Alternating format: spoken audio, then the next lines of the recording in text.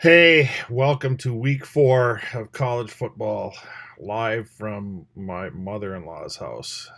Um, all right, it's mother-in-law's. Actually, it's a good name for it, mother-in-law's weekend, because there, this could possibly be the worst week in college football history. I thought last week was pretty weak. This week is bad. In fact, a couple pieces of news. One, I've taken on an advisory council just to help out my game. I've realized with all the travel, I don't get the delusional interaction that I would normally get, and I don't have time to watch ESPN or read their webpage the way I did last year. So I needed some help. I needed to get the juices flowing every week. So I have taken on 3 members of my advisory council. They are Andre Gilmore, who's a big fan at Nebraska.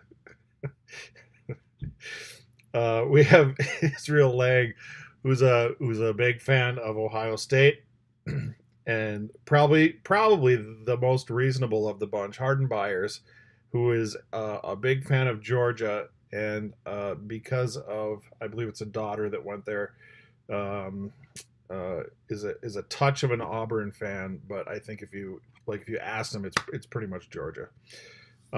So they're my advisor council, and what I do is I tell them why things are not a game, and then they try to spin it the other way, and it's so ridiculous.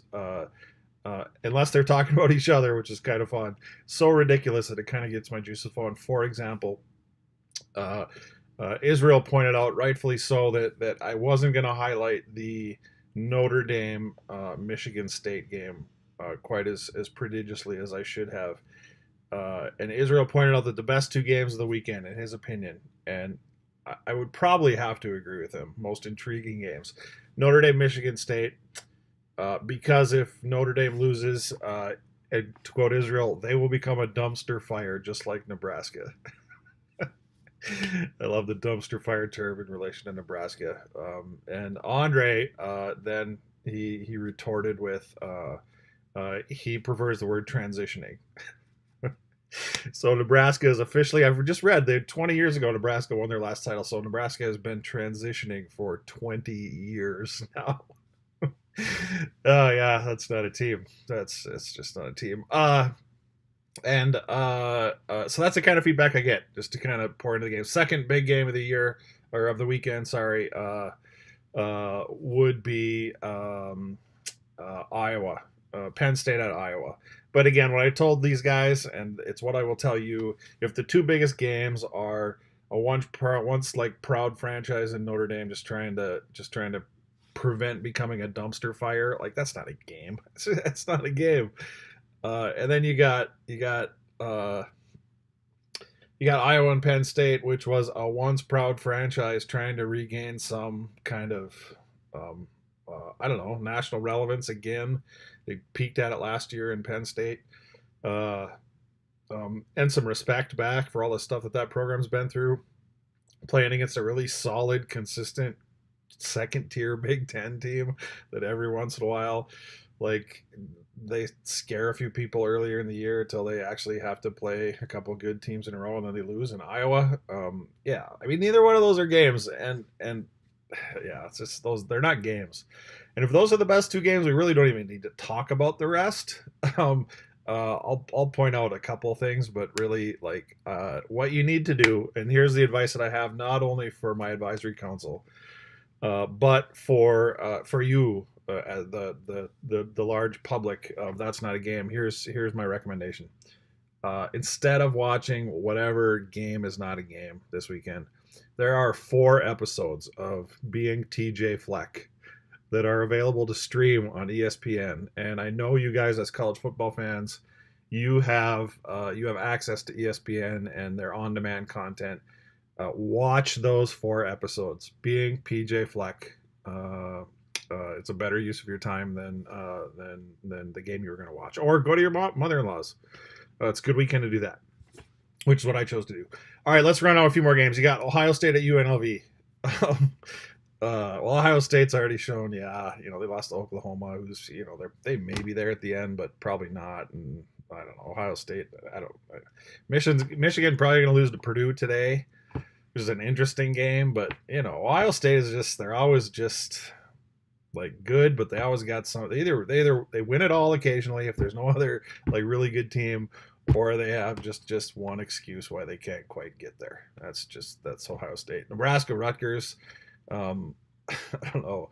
I just read articles weekend. Nebraska might not be favored in any game the rest of the year, which is pretty much the definition of it just not being a team at all. And pretty soon we'll probably have to stop talking about them. Other than the fact that the entire purpose of this video blog, was to start making fun of Andre and Israel and their over infatuation and delusion about college football.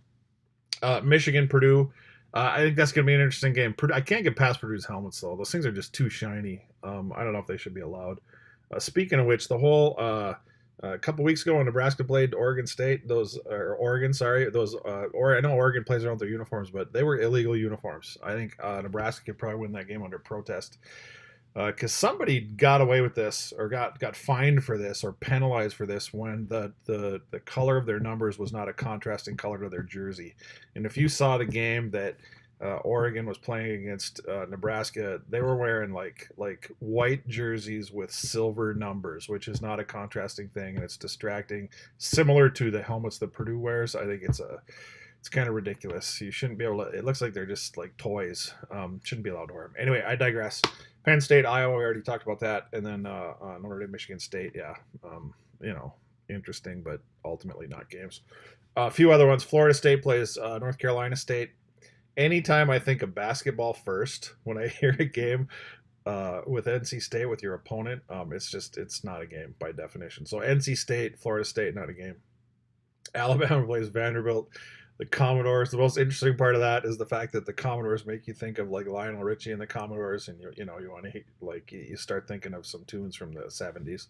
So that's not a game. I mean, come on, Alabama doesn't play like anybody the rest of the year. Maybe the Iron Bowl if Auburn can like get things turned around, but right now Auburn's not a team without a quarterback.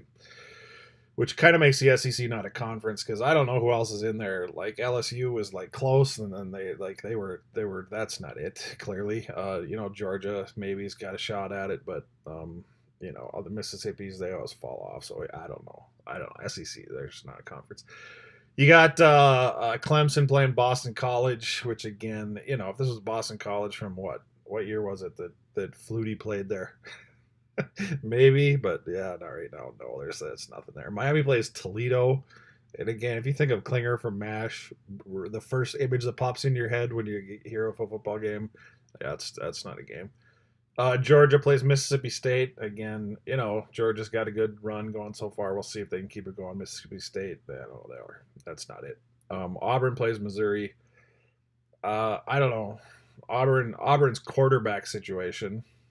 No offense, but talk about like dumpster fire. Because I think their other quarterback got kicked off the team for some alcohol issues, which is too bad. I feel sorry for him and for the kid for the situation, but Auburn's not going anywhere if they don't find a quarterback. So that's not a team. As much as I hate to say it, because I kind of like Auburn. And then you got Florida, Kentucky, and again I go back to my basketball analogy. That if I'm thinking basketball when I first think of your opponent, it's not a game. And that's the slate of games. What? Come on, like go to your mother-in-law's, and you know what you should do? Go to your mother-in-law's and stream Being PJ Fleck. That's what you should do. There you go. That's a Saturday. All right, that's all I got. I want to thank my advisory council for a little bit of input.